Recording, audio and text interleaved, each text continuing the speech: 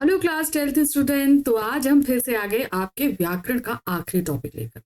तो व्याकरण का आपका आज का आखिरी टॉपिक है अलंकार, जिस पर हम करने वाले हैं प्रैक्टिस। तो अभी तक पिछले कुछ दिनों से हम लोग व्याकरण की लगातार प्रैक्टिस कर रहे हैं और देख रहे थे कि किस किस तरीके से प्रश्न हमारे पास में आने वाले हैं। तो बहुत अच्छे से प्रैक्टिस करी और हमने कुछ क्वेश्चंस आपको प्रैक्टिस में बताए भी कि इस तरीके से प्रश्न आएंगे। तो आप इनकी प्रैक्टिस करिएगा और साथ ही साथ हर किसी एक टॉपिक की आपकी जो भी डिफिनेशंस आ रही हैं और जो भी आपको डिफरेंसेस बताने के लिए आ रहे हैं, उन सबको आपको लर्न करना है। क्योंकि देखिए, जो आपका पेपर मॉडल सैंपल पेपर आया था उसके अकॉर्डिंग हमने यहाँ पर क्वेश्चंस तो आपको लिए, लेकिन साथ ही साथ चूंकि यहाँ पर लघु उत्तरीय प्रश्न भी कहे जा रहे हैं, इसलिए आपको डिफिनेशंस भी याद करनी पड़ेंगी। आज हम लेकर आए हैं क्लास 10th हिंदी कोर्स ए का हमारा व्याकरण का टॉपिक है अलंकार। इसके कुछ क्वेश्चंस लेकर आए हैं ये बताने के लिए कि क्वेश्चंस किस तरीके से आने वाले। वैसे तो आपको जितने मिले उतने आप प्रैक्टिस जरूर करना। एक अलंकार को लेकर आप लोगों का बहुत ज्यादा क्वेश्चंस रहता है कि मैम सिर्फ जो क्लास 10th में आपका अर्धालंकार है क्या सिर्फ वही आएगा? नहीं, आपने क्लास 9th में शब्दालंकार पढ़ा है, यानी कि उसमें आपके पास है अनुप्रास अलंकार, यमक अलंकार और श्लेष अलंकार, ये भी आएगा। ठीक है, तो एक तरीके से अलंकार जो 9th में आप पढ़ चुके हो वो और जो 10th में पढ़े हो वो दोनों ही आपके पास में आने वाले हैं, शब्दालंकार भी और अर्थालंकार भी। इन सभी की डेफिनेशंस आप अच्छे से लर्न करना, क्योंकि वो पूछी जा सकती है। ठीक है, चलिए अब हम, जैसे कि हमने कहा कि हम शुरू कर रहे हैं आज कुछ प्रैक्टिस क्वेश्चंस कि किस तरीके के क्वेश्चंस आपके पास में आ सकते हैं, इनकी हम प्रैक्टिस करें। लेकिन हाँ, एक चीज ध्यान रखना कि इन प्रैक्टिस क्वेश्चंस में बहुत सारी ऐसी चीजें हैं जो आपको ऐसा लगेगा कि अरे ये तो बहुत आसान है, लेकिन आसान होने के साथ साथ आपको इसका एक्सप्लेनेशन भी देना पड़ेगा, ये ध्यान रखना। ठीक है, कि अगर मान लो ये उत्प्रेक्षा अलंकार है तो क्यों है। ठीक है, तो यहाँ पर आपको देखिए दिया है, जैसे यहाँ पर दिया है, सबसे पहले आपको समझना है कि अलंकार पर आधारित 5 प्रश्न आएंगे और 5 में से आपको सिर्फ 4 प्रश्न करने। ठीक है, यहाँ पर दिया है निर्देशानुसार अलंकार पर आधारित 5 अति लघु और लघु प्रश्नों में से किन्हीं 4 प्रश्नों के रेखांकित काव्य पंक्तियों में अलंकार पहचानिए। तो आपको जो रेखांकित पंक्तियां हैं उनमें से आपको अलंकार पहचानने, लेकिन इसके बाद भी आप ध्यान रखना कि आपको परिभाषाएं लर्न करनी हैं, परिभाषाएं पूछी जा सकती हैं। ठीक है, चलिए पहला प्रश्न है, मुखबाल रवि सम लाल होकर ज्वाला सा हुआ बोधित। ठीक है, अब यहां पर अलंकार कौन सा है ये रेखांकित पंक्ति में आपको बताना है। अब ध्यान से आप देखिए, यहां पर सम शब्द लगा हुआ है। ये जो सम शब्द लगा है इससे हम तुरंत पहचान लेंगे कि ये क्या है, उपमा अलंकार। कौन सा अलंकार है? उपमा अलंकार। तो ये तो हमने तुरंत पहचान लिया। ठीक है, अब आपको अगर रीजन देना हो कि भाई आप बताइए कि ये क्यों उपमा अलंकार है, तो देखिए यहाँ पर इस पंक्ति में मुख बाल रवि यानी कि उगते हुए सूरज को किस तरीके से लाल बताया गया है, जैसे ज्वाला लाल होकर ज्वाला सा बोधित हुआ। इस प्रकार बताया जा रहा है जैसे मानो वो अग्नि से जल रहा। ठीक है, तो सम लगा होने के कारण यहां पर समानता दिखाई गई है सुबह के उगते सूरज और अग्नि के जलने में, लालपन में समानता दिखाने के, इसलिए यहां पर आपका उपमा अलंकार होगा। ठीक है, तो हर चीज को आपको यहाँ पर रीजन देना भी पड़ सकता है, पूछा जाएगा तो रीजन देना पड़ेगा। अगर दे दिया रेखांकित काव्य पंक्ति का अलंकार बताइए, तब तो आप काव्य पंक्ति बता के छुट्टी पा जाओगे। लेकिन अगर यहाँ पर दे दिया काव्य पंक्ति का अलंकार बताने के साथ साथ प्रयुक्त होने का प्रयोजन भी व्यक्त कीजिए, तब आपको बताना पड़ेगा इसकी क्या है, उसको व्याख्या करनी पड़ेगी। ठीक, नेक्स्ट है, मसक समान रूप कपि धरहि। अब यहाँ पर मसक समान रूप कपि धरे हैं, तो समान यानी कि मसक जो है उसने बंदर के समान रूप धारण किया हुआ, यहाँ पर समान समानता बताई गई, यहाँ पे भी उपमा अलंकार है। ठीक है, नेक्स्ट आते हैं, चमचमात चंचल नयन बिच घूंघट पट झीन, मनहो सूर सूर सीता विमल जल उरछत जुग मीन। अब यहाँ पर तात्पर्य क्या है, देखिए यहाँ पर 2 अलंकार है। पहला सीख देखिए, चमचमात चंचल में आपका कौन सा अलंकार आ रहा है? अनुप्रास अलंकार आ रहा है। ठीक है। फिर दूसरी पंक्ति, मनहु सुर सीता विमल जल उछरत जुगुनीन, इसमें आपका उत्प्रेक्षा अलंकार है। कैसे दिया जा रहा है? चमचमात चंचल दो नयन, यानी कि जो दो नयन हैं वो बहुत चमक रहे हैं। बिच घूंघट पट झीन, यानी कि पतले से घूंघट के अंदर से, घूंघट काढ़ा हुआ है, पतले से घूंघट के अंदर से दो चंचल नयन चमक रहे हैं। मनहु, मानो, मान लो, सुरसरिता, यानी कि जो नदी है, नदू एकदम स्वच्छ नदी में जल उछरत दोनों, यानी कि एकदम जो क्या कहते हैं उसको, पवित्र नदी में जो है, पवित्र नदी के जल में दो मछलियां उछल रही हैं। यहाँ पर सपोज करने के लिए, मनहु, मान लो, तो दूसरी पंक्ति में यहाँ पे आपका होगा उत्प्रेक्षा अलंकार, और चमचमात चंचल में आपका अनुप्रास अलंकार होगा, दोनों है। तो यहाँ पर प्रस्तुत पंक्तियों में उत्प्रेक्षा अलंकार है, जहां पर है मनहु सुर सरिता विमल जल उछरत जुगनी। ठीक है। नेक्स्ट आते हैं, हेम कुंड ले ऊषा सबेरे भरती ढुलकाती सुख मेरे। अब यहाँ पर है, यहाँ पर क्या, हेम कुंभ यानी कि सोने का घड़ा, ले उषा यानी कि सूर्योदय से पहले का समय, उषा सवेरे भरती ढुलकाती सुख मेरे, यानी कि वो उस जो उषा है वो एक युवती है जो कि एक सोने के घड़े में मेरे सारे सुख लेकर आ रही है लुढ़काती हुई। तो यहाँ पर उषा को एक नायिका के रूप में बताया गया है, जबकि वो एक प्रकृति का प्रहर है, इसलिए यहाँ पर मानवीयकरण अलंकार होगा। कौन सा अलंकार? मानवीयकरण। नेक्स्ट आते हैं, माली आवत देख कर कलियां करे पुकार। अब यहाँ पर क्या कह रहे हैं? माली को आता देखकर कलियां पुकार कर कहने लगी। अब कलियां तो प्रकृति है, पुकारने का काम तो मानवों द्वारा होगा। तो यहाँ पर प्रकृति में क्या हो रहा है? आपका जड़ में चेतन की उपमा दी जा रही है, इसलिए यहाँ पर होगा मानवीयकरण अलंकार। ठीक है। चलिए फिर से आते हैं, 5 प्रश्न है, पांचों हम करेंगे। सूरदास अबला हम भोरी गुर चाटी ज्यों पागी। अब यहाँ पर क्या कह रहे हैं? देखिए, ज्यों शब्द लगे होने से हम सीधे पहचान लेंगे कि ये उत्प्रेक्षा अलंकार है। सूरदास कह रहे हैं कि गोपियां बोल रही हैं हम बहुत भोली हैं, क्या हम अबला हैं, हम भोली हैं। अब उन्होंने प्यार कि जैसे गुड़ चाटी ज्यों पागी, यानी कि गुड़ को चाटने वाली चींटियां जिस प्रकार होती हैं, जो क्या कहती है, गुड़ में चिपक कर प्राण देती है, हम जो है श्री कृष्ण के प्यार में पड़कर अपने प्राण तक गंवा देंगे, लेकिन उनसे अलग नहीं होंगे। तो यहाँ पर जो गोपियां हैं वो अपने प्यार को किसके साथ जो है कंपेयर कर रही हैं? गुड़ और चींटी के समान बता रही है ना, इसलिए यहाँ पर उत्प्रेक्षा अलंकार होगा। नेक्स्ट आ जाते हैं, सुनकर क्या तुम भला करोगे मेरी भोली आत्मकथा। यहाँ पर क्या है? सुनकर क्या तुम भला करोगे मेरी भोली आत्मकथा। यहाँ पर अंडरलाइन वर्ड क्या है? भोली आत्मकथा। अब आत्मकथा क्या होती है? आत्मकथा क्या भोली होती है, चंचल होती है? नहीं होती है ना, वो तो खाली भाई जड़ है, निर्जीव है। अब उसमें उन्होंने बता दिया भोलापन, तो ये भोलापन किसमें होता है? मानवों में होता है, तो सीधे सीधे ये क्या हो जाएगा? मानवीकरण अलंकार। ठीक।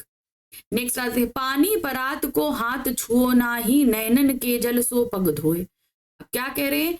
परात के पानी को हाथ भी नहीं लगाया और नैनन के जल यानी कि आंसुओं से अब पैर धो दिए। अब ये पॉसिबल है? नहीं ना। तो यहाँ पर क्या किया? श्री कृष्ण के जो प्रेम है अपने मित्र सखा के प्रति, साख्य प्रेम है, उसको इन्होंने बहुत ज्यादा बढ़ा चढ़ा कर कह दिया, इसलिए यहाँ पर क्या होगा? अतिशयोक्ति अलंकार। ठीक। नेक्स्ट आते हैं, छुअत टूटत रघुपति ना दोषी मुनि बिनु काज करहे कतरोसु। तो क्या कह रहे हैं? छूत रघुपति यानी कि श्री राम के छूते ही यह टूट गया, इसमें उनका कोई दोष नहीं है। आप मुनि, आप बिना किसी कारण जो है इतना क्रोध कर रहे हैं। अब धनुष जो है वो श्री राम के बिना छुए ही टूट गया, इज इट पॉसिबल? नहीं, उन्होंने तो उठाया था, फिर उसमें प्रत्यंचा चढ़ा रहे थे, तब वो टूटा था, है ना। तो यहाँ पर श्री राम के बल का इतना को बहुत ज्यादा बढ़ा चढ़ाकर कहने के कारण यहाँ पर क्या है? अतिशयोक्ति अलंकार है। नेक्स्ट आते हैं, दिवसावसन का समय मेघ में आसमान से उतर रही संध्या सुंदरी परी सी धीरे धीरे। अब यहाँ पर संध्या, संध्या मतलब शाम का समय, उसे एक सुंदरी यानी कि युवती के समान बता दिया गया। ठीक है, अब यहाँ तो एक देखिए, यहाँ पर एक तो ये मानवीकरण अलंकार हो ही गया कि उसे बताया गया।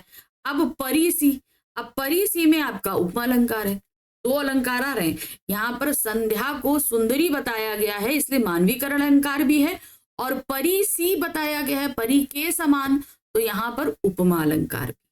ठीक है, तो दो अलंकार है। तो मानवीकरण अलंकार तो आप देंगे, लेकिन साथ ही साथ आप, क्योंकि पहले क्या होता था हमारे पास ऑप्शंस रहते थे तो हमें कोई एक टिक करना होता था, लेकिन यहाँ तो आप फ्री हो, अगर एक पंक्ति में 3 या 4 भी अलंकार निकल रहे हैं तो भी आप जो है फ्री होकर लिख सकते हो, आराम से लिख दो, कोई दिक्कत नहीं। ठीक है, नेक्स्ट आ जाते हैं, फिर से 5 प्रश्न है। मेघ आए बड़े बंठन के सवर के। अब मेघ, मेघ है बादल जो कि हैं जड़, और इसके बनने संवरने का काम कौन करते हैं, मानवों द्वारा होता है। तो जड़ में चेतन की उपेक्षा दी गई है, तो सीधे सीधे यहाँ पर क्या हो जाएगा आपका, जड़ में चेतन के लक्षण बताए गए, तो यहाँ पर हो गया मानवीकरण अलंकार। ठीक, प्रेम सलिल से द्वेष का सारा मल धुल गया। अब यहाँ पर अंडरलाइन जो वर्ड है वो है द्वेष का सारा मल धुल गया। अब यहाँ पर द्वेष का सारा और मल, इसमें रूपक अलंकार है। कौन सा अलंकार है, रूपक अलंकार। देखिए यहाँ पर द्वेष का सारा, सारा द्वेष का मतलब सारा, यानी कि जितना भी कटु मन में विचार थे वो सारा, और मल मतलब गंदगी। तो यहाँ पर उस द्वेष को और जितनी और गंदगी थी, ईर्ष्या, ये सारी चीजें, उन सभी को जो है एक रूप कर दिया गया, मल के समान गंदा बताया गया। ठीक है, तो इसलिए यहाँ पर क्या होगा, रूपक अलंकार। यानी कि द्वेष का सारा, यानी द्वेष जो है वो तो गंदी भावना है ही, उसे किसके समान बता दिया गया, मल के समान, लेकिन समानता वाले सारे शब्दों को हटा दिया गया, द्वेष का सारा और मल को एक समान कर दिया गया, इसलिए यहाँ पर क्या हो गया, रूपक अलंकार। ठीक है, नेक्स्ट आते हैं, अंबर के तारे मानो मोती अनगन है। अब यहाँ पर अंबर पे जो तारे दिख रहे हैं वो मानो कैसे दिखा दे रहे हैं, इधर उधर बिखरे हुए मोती। तो मानो मतलब सपोज कर लो बोला गया है ना, ऐसा सोच लो कि अंबर पे तारे जैसे दिख रहे हैं कि इधर उधर मोती बिखरे हों, मानो ऐसा लग रहा हो कि इधर उधर मोती बिखरे हों, तो यहाँ पर सपोज करने के लिए बोल दिया। तो सपोज करने वाली बात हमेशा हमारी कहाँ होती है, उत्प्रेक्षा अलंकार में। तो ये सही क्या है, उत्प्रेक्षा अलंकार। नेक्स्ट आते हैं, जो नत हुआ वो मृत्यु हुआ, जो व्रंत से झड़कर कुसुम। यानी कि जो झुका वो मरे के समान है। जिस प्रकार जो है एक पत्ता झड़कर क्या कहते हैं, कुसुम या फूल का जो है एक पंखुड़ी गिरकर मर जाती है, उसी प्रकार। तो ज्यों के कारण दिया गया है, यहाँ पर क्या फिर से बोला गया, झुकने को मरने के समान बताया गया, जैसे कि फूल से एक पत्ती गिरकर मर जाती है, तो यहाँ पर बोला गया ज्यों ऐसा, तो इसलिए यहाँ पर उत्प्रेक्षा अलंकार। नेक्स्ट है, कोटि कुलिस सम वचन तुम्हारा। अब यहाँ पर देखिए, कोटि कुलिस, कोटि यानी करोड़ों, कुलिस मतलब यानी कि बहुत ही जो है करोड़ों बाणों के समान वचन है तुम्हारा। तो यहाँ पर कोटि कुलिस जो है और सम, इसमें क्या है आपका उपमा अलंकार, और कोटि कुलिस में अनुप्रास अलंकार है, और कोटि कुलिस सम में आपका उपमा अलंकार है। ठीक है, नेक्स्ट आ जाते हैं, अंबर पनघट में डुबो रही तारा घट उषा नागरी। अब यहाँ पर क्या कह रहे हैं, अंबर रूपी पनघट में, क्या बता रहे हैं, अंबर रूपी पनघट में जो है तारा घट, सारे तारों को, उषा रूपी जो नगरी है, उषा रूपी जो लड़की है, यहाँ पर उषा नागरी, उषा मतलब लड़की, उषा रूपी जो लड़की है वो अंबर रूपी पनघट में सारे तारों को डुबो रही। ठीक है, अब यहाँ पर दो अलंकार, पहला तो है मानवीय अलंकार, क्यों, क्योंकि उषा को युवती बताया गया। दूसरा अंबर पनघट में रूपक अलंकार है, अंबर को पनघट बताया गया, के समान ना बता के इन दोनों को इतना नजदीक ला दिया गया, एकता कर दी गई कि इसमें रूपक अलंकार हो गया। ठीक है, तो दो अलंकार हैं, पहला है मानवीकरण और दूसरा है रूपक। ठीक है, तो इस तरीके से बताएंगे। नेक्स्ट है, गोपी पद पंकज पावन की रज जाने सिर भीजे। अब यहाँ पर क्या है, गोपी पद पंकज, पद पंकज में आपका रूपक अलंकार है, पद, पद मतलब पैर, पंकज मतलब कमल। पावन की रज जमे सिर भीजे, यानी कि जो है गोपी कह रही हैं श्री कृष्ण के जो पैर हैं वो इतने पवित्र हैं, जो कोमल हैं, उनकी रज को हम अपने सिर पर लगाते हैं। ठीक है, तो यहाँ पर रूपक अलंकार। नेक्स्ट है पुरैन पात रहत जल भीतर तारस देह न दागी। अब पुरैन पात मतलब क्या होता है? कमल का पत्ता रहता है जल के भीतर, तब भी तारस देह न जागी, और तब भी उसके देह पर एक भी बूंद का निशान नहीं होता, पानी से भीगता नहीं है। अब यहाँ पर पुरैन के पत्ते यानी कमल का पत्ता जो कि जड़ है, निर्जीव है, उसके देह यानी शरीर को बता दिया गया। शरीर तो सजीव होता है, इसलिए यहाँ पर निर्जीव में सजीव की जो है लक्षण व्यक्त किए गए हैं। तो सीधे सीधे यहाँ पर क्या होगा? मानवीयकरण अलंकार। नेक्स्ट आते हैं, राणा की पुतली फिरी नहीं तब तक चेतक मुड़ जाता था। अब बताइए, राणा पुतली फिराए उससे पहले चेतक मुड़ जाता था, तो यहाँ पर चेतक की गति के बारे में इतनी ज्यादा बढ़ा चढ़ाकर बात कही गई कि ये तो जो है सीमा से परे ही हो गई। तो सीधे क्या हो गया? ये अतिशयोक्ति अलंकार। नेक्स्ट है, नील गगन सा शांत हृदय था रो रहा। अब यहां पर देखिए, नील गगन सा यानी कि नीले गगन के समान शांत हृदय जो है वो बहुत रो रहा था। अब यहां पर क्या बताया गया? किसी के हृदय के शांत होने की जो कल्पना है वो नीले आसमान के समान की गई है। तो यहां पर क्या है? उपमा अलंकार। बाकी हमने आपको पहले बताया हुआ, उपमा अलंकार में सा, सी, से, सम, सरिश आता है। दूसरी चीज यहाँ पर आपकी क्या रहती है? ज्यों त्यों, मनहूं, जनहूं, जहां पर भी रहेंगे वहां पर आपका उत्प्रेक्षा अलंकार होगा। जहां पर उपमेय और उपमान की समानता इतनी व्यक्त की गई कि उसके बीच के सारे शब्दों को हटा दिया गया, जैसे पद पंकज, मोस्टली इन दोनों के बीच में योजक शब्द लगे होंगे, योजक चिन्ह लगे होंगे। जैसे अभी हमने यहां पर किया ना, क्या नाम, आई थिंक इसके पहले वाले में किया था शायद, एक मिनट, हाँ ये देखिए, पद और पंकज इनके बीच में योजक चिन्ह लगा होगा इस तरीके से। ठीक है, तो वहां कहीं पर भी आपका रूपक अलंकार होगा। ठीक है, अब यहाँ पर नील गगन सा शांत हृदय, अब सा होने के कारण यहाँ पर उपमा अलंकार हो गया। ठीक, चलिए फिर से अब 5 प्रश्न आ रहे हैं, इन 5 प्रश्नों को ध्यान से देखेंगे। सुनत जोग लागत है ऐसो ज्यों करऊं ककरी। अब यहाँ पर तुम ये योग का संकेत देख हमें ऐसा लग रहा है जैसे कि कोई कड़वी ककड़ी। ज्यों, फिर से वहां पर उस स्वाद के बारे में बताने की चेष्टा की गई। ज्यों शब्द आया जहां कहीं पे भी, तुरंत मान लो क्या है? उत्प्रेक्षा अलंकार। ठीक, नेक्स्ट है, कहीं सांस लेते हो घर घर भर देते हो। अब सावन को यहाँ फागुन को यहाँ पर सजीव किया गया था, फागुन मास को तुम इतना सांस लेते हो कि घर घर भर देते हो। अब फागुन तो प्रकृति है, अब सांस लेने का काम सजीवों द्वारा होता है, मानवों द्वारा होता है, तो यहाँ पर उसको कहीं सांस लेते हो घर घर भर देते हो, तो ये हमारा क्या हो जाएगा? आपका सीधे सीधे मानवीयकरण अलंकार। कौन सा अलंकार है? मानवीयकरण अलंकार। नेक्स्ट आते हैं, उस काल मारे क्रोध के तन कांपने उसका लगा, मानो हवा के जोर से सोता हुआ सागर जगा। अब यहाँ पर कह रहे हैं उस काल मारे के उसका तन ऐसा, गुस्से से उसका ऐसा शरीर कांप रहा था जैसे हवा से बहुत, जो शांत सागर था उसमें बहुत ऊंची ऊंची लहरें उठने लगी। अब यहाँ पर मानो शब्द सपोज करने के लिए बोला कि मान लो ऐसा लग रहा था, तो सीधे सीधे कौन सा अलंकार हो गया? उत्प्रेक्षा अलंकार। नेक्स्ट आ जाते हैं, चित्रकूट जनु अचल अरे ही। अब देख लो यहाँ पर जनु शब्द आया, जान लो, मान लो, क्या हो जाता है वहां पर? उत्प्रेक्षा अलंकार। ठीक, नेक्स्ट है, हाय फूल सी कोमल बच्ची हुई राख की ढेरी। तो यहाँ पर क्या? हाय फूल सी बच्ची, यानी कि एक छोटी सी बच्ची जो फूल के समान थी वो राख की ढेरी हो गई, अर्थात उसे जला दिया गया। तो यहाँ पर छोटी सी बच्ची को एक फूल के समान कोमल बताया गया, तो यहाँ पर उसकी बच्ची की उपमा, उसकी कोमलता की उपमा किससे की गई है? फूल के समान की गई। तो यहाँ पर क्या होगा? उपमा अलंकार। ठीक है, तो इस तरीके से हमारे पास आज हमने किए कुछ थोड़े से अलंकार। वैसे अलंकार पंक्तियां तो बहुत सारी हो सकती हैं, क्योंकि भाई हमारा साहित्य बहुत बड़ा है, अभी ये कहीं से भी ली जा सकती है। मेन है काव्य पंक्तियों को पहचानना, उनके कीवर्ड्स को पहचानना। ये सारे पहचानने वाले तरीके मैं इसका वीडियो आपको पहले भी दे चुकी हूँ, आप उनको देखना। जैसे मैंने बताया ना, उपमा में सा, सी, से, सम, सरिस जैसे शब्द आते हैं। उसी तरीके से आपका उत्प्रेक्षा में जनहु मनहु ज्यों त्यों जैसा तैसा शब्द आते हैं।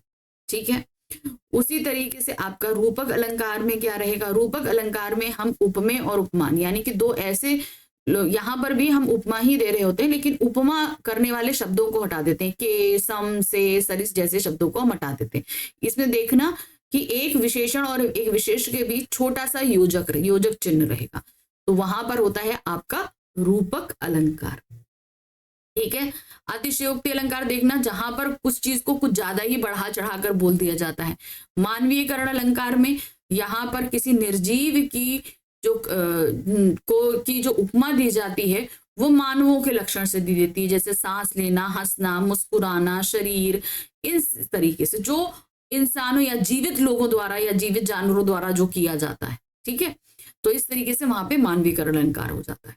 साथ ही साथ मैं पहले ही बता चुकी हूँ कि 9th के जो भी आपका सिलेबस है वो भी 10th में आएगा। ये मत सोचना कि अनुप्रास, यमक या अश्लेष अलंकार नहीं आएंगे। तो अगर आप लोगों ने उन अलंकारों को पढ़ा है और आप भूल गए हो तो एक बार फिर से रिवाइज कर लो। ठीक है, आने सारे हैं, छूटेगा कुछ भी। ठीक है, तो ये था अलंकार पे आधारित कुछ प्रश्न जहां पर हमने बताया कि किस किस तरीके से प्रश्न आएंगे, साथ ही कुछ आपको टिप्स भी दी, साथ ही किस किस तरीके से आपको अलंकारों को पहचानना है, और साथ ही परिभाषाएं सारी पढ़नी है। 9th 10th दोनों का सिलेबस आपके पास में आएगा। ठीक है, तो तैयारी करिए और जो है एग्जाम्स को बहुत अच्छे से करिए। ठीक है, मिलते हैं अगली बार। Thank you for watching, bye bye.